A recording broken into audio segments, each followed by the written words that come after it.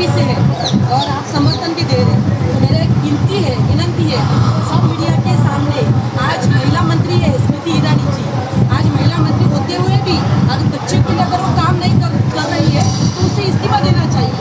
बस ये आप खुद बोलिए। एक मिनट एक मिनट, आप, मैं समझ गया आपकी बात। 2 मिनट, आप बीजेपी से है इसलिए मैं आपको बोलना चाहती हूँ ताकि आपके पीछे ईडी सीबीआई नहीं लगेगी, इसीलिए मैं आपको इसी मंच पे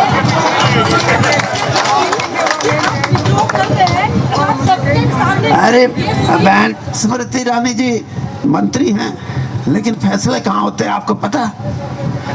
बस तो कि मैं जिस पार्टी में भी हूँ, लेकिन मैं इन बेटियों के साथ हूँ, इनके संघर्ष के साथ हूँ कि ये जो खेल है, इनकी जो फेडरेशन है, ये सिर्फ खिलाड़ी चलाएं, दूसरों का कोई मतलब नहीं होना चाहिए तब है। और वो तो एक आधा खिलाड़ी भी पूरा, हाँ, क्योंकि कितने एमएलए की एमपी की फूक लाग रही हो तो वो भी और तरह चालन लग जाए, लेकिन सही तौर पे इन संस्थाओं को अगर प्रजातांत्रिक तरीके से चलाना है, इन संस्थाओं को खिलाड़ियों की अपनी शक्ति से खिलाड़ियों को इस पे लेके आना है, तो किसी बड़े अफसर की जरूरत नहीं है, किसी बड़े राजनीतिक लोग की जरूरत नहीं है, किसी बड़े पूंजीपति की जरूरत नहीं है। खिलाड़ियों को सौंपी जाएं, और जब खिलाड़ियों को जब सौंपी जाएंगी तो ये जो घटनाएं होती हैं, मैं भी खेलों में रहा हूं इसलिए मेरे को पता है, 40 साल से मैंने भी बनाओ थे कि आप कबड्डी के प्रधान बन जाओ देश के। मैं तो बनता नहीं, लेकिन मेरे को तुम्हारी बातें सारी पता है कि ये कब्जा करने के लिए होती हैं। किसी नेता को भी पकड़ के लेके आते हैं तो कुछ चालाक आदमी उस संस्था पे कब्जा करने की बात सोच के आते हैं।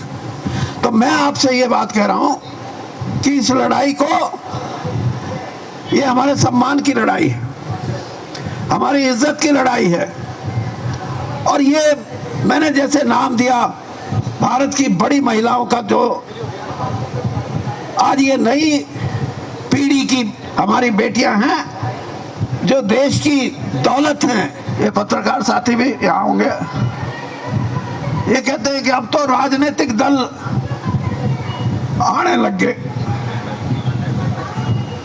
अरे भाई, मैं तो शुरू से एक बात का समर्थक हूं, चाहे किसान आंदोलन हो, चाहे बेटियों के हकों की बात हो, और चाहे युवाओं की बात हो,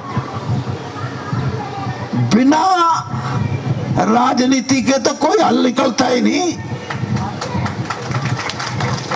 और राजनीति में आप ये भी आए हुए अध्यक्ष जी, नहीं, मैं इनको भी एक बात कहना चाहता हूँ। ये तो उस चीज के मेरी बात को मानते हैं, लेकिन मैं किसान यूनियन के भाइयों को भी ये कह सकता हूँ कि 62% की आपकी आबादी, 62% लोग खेती से जुड़े हुए, और आप औरों से मांगो, कांग्रेस की सरकार आई तो कांग्रेस से मांगो जिंदाबाद मुर्दाबाद, बीजेपी की आई जिंदाबाद मुर्दाबाद। अरे अपना राज बना लो, 62% एक तरफ हो जाओ खड़े। एक मिनट, मैं सिर्फ इतनी बात इसलिए कह रहा हूं कि मांगे से कुछ नहीं मिलता। प्रजातंत्र के अंदर अपनी शक्ति का प्रदर्शन होना चाहिए, और शक्ति तब हो जब आप में एकता हो, आपके विचारों में सहमति हो।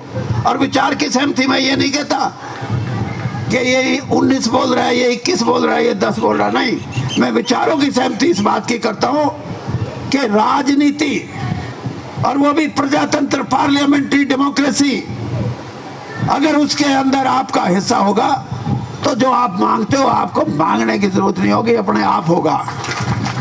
इन बेटियों से कम इतना सबक ले लो, इस देश के नौजवान ये इकट्ठा करने में सक्षम होंगी, मेरा ये पूरा विश्वास है। और जिस दिन इस देश का नौजवान इकट्ठा होगा, वो इस बात को भी समझेगा कि न्याय हमारी बेटियों के लिए नहीं, न्याय हर उस युवा के लिए है, हर उस युवती के लिए है जिसके पीछे कोई ताकत नहीं होती। इनके पीछे तो अथाह ताकत है। और जिस दिन ये कहेंगे कि और ताकत की जरूरत है, आप देखना यहाँ लाखों लोगों का जमावड़ा होगा। इस देश से आवाज उठेगी, एक आवाज उठेगी कि हकों की लड़ाई इन बेटियों ने लड़ी है, लेकिन प्रजातंत्र में वो हक इतने सामने आ गए हैं कि लोगों ने सोच लिया है कि हम इन हकों की लड़ाई को अब कभी पीछे नहीं हटने देंगे। इसलिए मैं आपसे यही बात कह के, कई बात ये भी कहते होंगे कि वीरेंद्र सिंह तो बीजेपी में है, आया नहीं।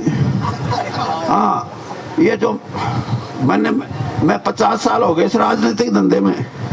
1972 में चुनाव लड़ा था, तो जैसे जोशी हाथ दे के या माथा पट के बता देना, मैं ये जो भाषा बोलते हैं इनको भी जानता हूं। मैंने कहा मैं बीजेपी में रह के और किसान की लड़ाई लड़ूंगा। जो खिलाफ किसान है वो कहने लगे ना इस्तीफा दे। मगर फिर क्या मेरे को मुकुट लग जाएगा, किस बात का इस्तीफा? और फिर मगर दे भी दूंगा, फिर नु कहेगा छोरे का दुआ। अरे ये बात इसलिए कह रहा हूं कि मैं जिस पार्टी में भी हूं, लेकिन मैं इन बेटियों के साथ हूं, इनके संघर्ष के साथ हूं। और कोई भी ऐसा राष्ट्रीय दल या कोई ऐसी पार्टी नहीं हो सकती जो किसानों की आवाज उठाने को कहे कि अनुशासनहीनता है। जो हमारे नौजवान पीढ़ी की बेटियों के हकों की लड़ाई लड़ने की बात हो, तब कोई ये कहे कि वीरेंद्र सिंह बोल रहा है अनुशासनहीनता है। नहीं, ये जागरूक समाज की निशानी है। और जो जो समाज आगे बढ़ेगा, आप देखना ये ताकत और आपको बल देगी। ये ताकत आपकी ताकत है। इसीलिए दोबारा भी इस बात को सोच लो कि राजनीतिक मंच पे अपने आप को जमाना शुरू कर दो। ये गुरनाम सिंह जी ये इस बात का सबूत है। लेकिन मैं थोड़ा सा ये बात जरूर कहूंगा कि जैसे वेद के नाम था पहलवान का, वेद नेत्रपाल थोड़ा सा कम इस्तेमाल करता था। किसान यूनियन के भाइयों से कहूंगा कि पूरा दिमाग का इस्तेमाल करके ऐसी राजनीतिक शक्ति बन के आओ कि आपके हकों की लड़ाई, ये लड़ाई लंबी नहीं चलेगी। फिर तो आपने ही फैसले करने हैं।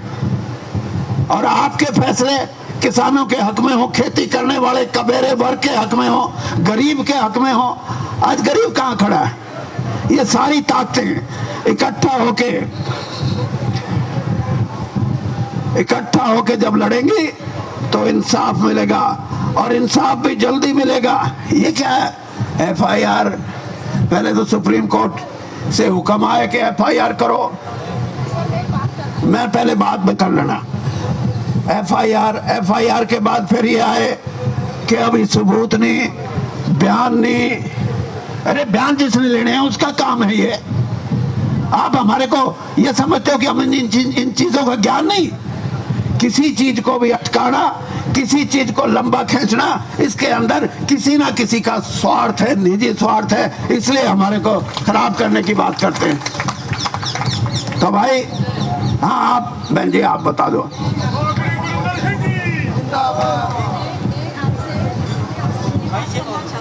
आप बीजेपी से हैं और आप समर्थन भी दे रहे हैं, तो मेरा एक विनती है सब मीडिया के सामने। आज महिला मंत्री है स्मृति ईरानी जी, आज महिला मंत्री होते हुए भी अगर बच्चे के लिए अगर वो काम नहीं कर रही है तो उसे इस्तीफा देना चाहिए। बस ये आप खुद एक मिनट आप, मैं समझ गया आपकी बात। आप बीजेपी से हैं, इसलिए मैं आपको बोलना चाहती हूँ ताकि आपके पीछे ED CBI नहीं लगेगा। इसीलिए मैं आपको इसी मंच पे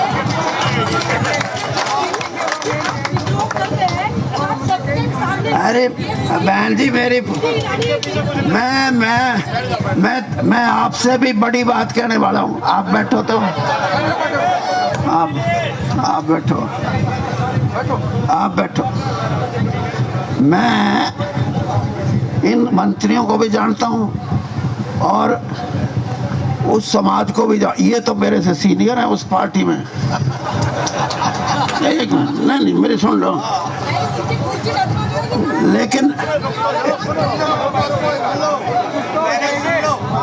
लेकिन मैं तो अभी 9 साल पहले आया था, 42 साल कांग्रेस में रहा हूँ। आज भी आप मेरी बात सुनोगे तो पता लगेगा। 42 साल में मैंने कांग्रेस के किसी भी नेता के खिलाफ अपशब्द या पार्टी के खिलाफ कोई अपशब्द नहीं बोले। आज मैं बीजेपी में हूँ, बीजेपी के में मैं किसी नेता के बारे में अपशब्द नहीं। लेकिन आप ये सोच लो, वीरेंद्र सिंह ने 1972 में जो पहला चुनाव लड़ा और आज 50 साल हो गए, मैं इनकी ये पढ़ देता हूँ, ये पढ़ देता हूँ, सब पढ़ देता हूँ, मेरे को पता है। स्मृति ईरानी जी मंत्री हैं, लेकिन फैसले कहाँ होते हैं आपको पता? वैसे तो